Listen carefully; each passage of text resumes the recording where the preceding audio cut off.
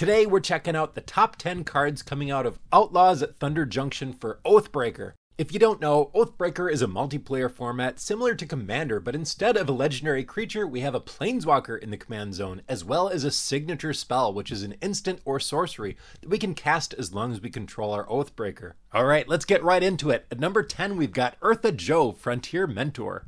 For 2 red-white, she's a 2/4 with, when it enters the battlefield, create a 1/1 red mercenary creature token with tap. Target creature you control gets +1/+0 until end of turn. Activate only as a sorcery. Whenever you activate an ability that targets a creature or player, copy that ability. You may choose new targets for the copy. This doubles up on planeswalker activations, some of them at least. The colors are a little restrictive, but it would work well in a Commodore Guff deck or in a Johnny Vengeant deck, or several others. Note that this doesn't add or remove loyalty from your planeswalker. When you double it, you just get the effect doubled. Very cool card. It would be higher on the list if it wasn't for the 2-color thing. This really limits what we can use it in. At number 9, we've got a new extra combat phase card with Great Train Heist, an instant for red with Spree, so choose 1 or more additional costs. +2 in a red, untap all creatures you control. If it's your combat phase, there's an additional combat phase after this phase. +2, creatures you control get +1/+0 and gain first strike until end of turn. +red, choose an opponent. Whenever a creature you control deals combat damage to that player this turn, create a tapped treasure token. If our deck wants an extra combat phase signature spell, this is it. I really think there is not a better option than this. If we only go with the top option, then that's a totally fair rate, and that's fine, but the versatility of the card is really where the power is. I love the idea of using the first and third options. If we can connect to an opponent and get some treasures, we'll have the mana to cast this again the next turn. If you absolutely need to, this could even be used defensively, because it's an instant, so you can still untap all your creatures and possibly give them first strike. Number 8, Rodeo Pyromancers. For 3 and a red, it's a 3/4. Whenever you cast your first spell each turn, add red. Well, that's not game breaking. If your curve is right, if the mana value of the cards in the command zone is right, this can allow you to cast your planeswalker and your signature spell on the same turn. Number 7, Magna the Huntsman. For 1 and a red, she's a 2/2. Whenever you commit a crime, create a tapped treasure token. This ability triggers only once each turn. And remember, targeting opponents, anything they control, and or cards in their graveyard is a crime. Sacrifice 3 treasures. Create a 4/4 red scorpion dragon creature token with flying and haste. Activate only as a sorcery. If your planeswalker is going to be committing crimes for you, dealing damage to them or whatever it be, then this is good. And those decks commonly have a signature spell that also targets an opponent or creatures. Bonus points if the signature spell is an instant. That way you can do it on their turn and you get 2 treasures a turn cycle. And of course those treasures help you cast the signature spell again the next turn. Number 6, Carave The Punisher. For 1 black, he's a 3/3. Whenever you commit a crime, exile up to 1 target black card from your graveyard and copy it. You may cast the copy. If you do, you lose 2 life. Yep, same deal with this one. If your planeswalker is committing crimes and your signature spell is helping him out, then it could be giving you some solid card advantage over a couple of turns. I especially like this one with Deadly Rollick as signature spell because you can cast that one for free, leaving you the mana to cast the spell with Carave. Number 5 is Thunderclap Drake. For 1 and a blue, it's a 2/1 with flying. Instant and sorcery spells you cast cost 1 less to cast.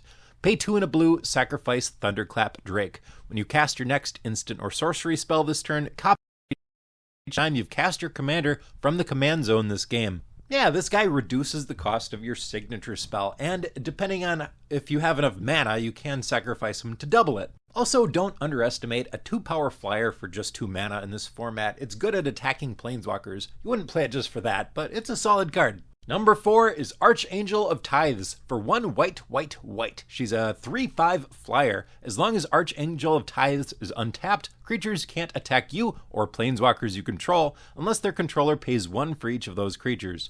As long as Archangel of Tithes is attacking, creatures can't block unless their controller pays 1 for each of those creatures. Yes, I love deterring my opponents from attacking me and my planeswalker. Leave us alone. Come at somebody else. And her stats are pretty good for 4 mana too. At number 3, Molten Duplication. For 1 and a red, it's a sorcery. Create a token that's a copy of target artifact or creature you control, except it's an artifact in addition to its other types. It gains haste until end of turn. Sacrifice it at the beginning of the next end step. I think that this could be a strong signature spell choice in the right deck, an aggressive creature-based deck, but I admit I have an irrationally high liking for cards like this.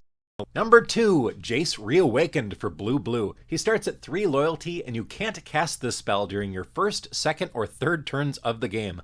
+1, draw a card, then discard a card. +1, you may exile a non-land card with mana value 3 or less from your hand. If you do, it becomes plotted.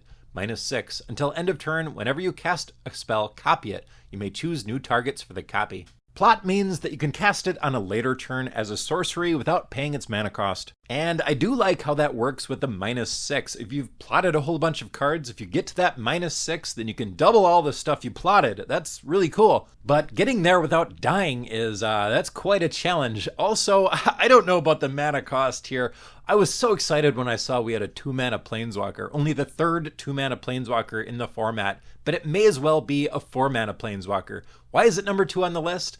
Well, we only have like 250 Planeswalkers in the format. I can't not put it on the top of the list, right? My guess is this guy is not very good and very few people will build it, but I've been wrong before. I actually did a whole video on this guy on signature spells that might pair best with him, and one of my viewers pointed out that you can kind of cheat the static ability with Leyline of Anticipation. You start the game with Leyline out, it allows you to cast spells with Flash, and you flash it in on your opponent's turn on turn 2. I'm not sure that that makes this card good, but it's a cool thing you can do. And at number 1, we've got Oko the Ringleader. For 2 green-blue, he starts at 3 loyalty. At the beginning of combat on your turn, Oko the Ringleader becomes a copy of up to 1 target creature you control until end of turn, except he has hexproof. +1, draw 2 cards. If you've committed a crime this turn, discard a card. Otherwise, discard 2 cards. -1, create a 3/3 green elk creature token. -5, for each other non-land permanent you control, create a token that's a copy of that permanent.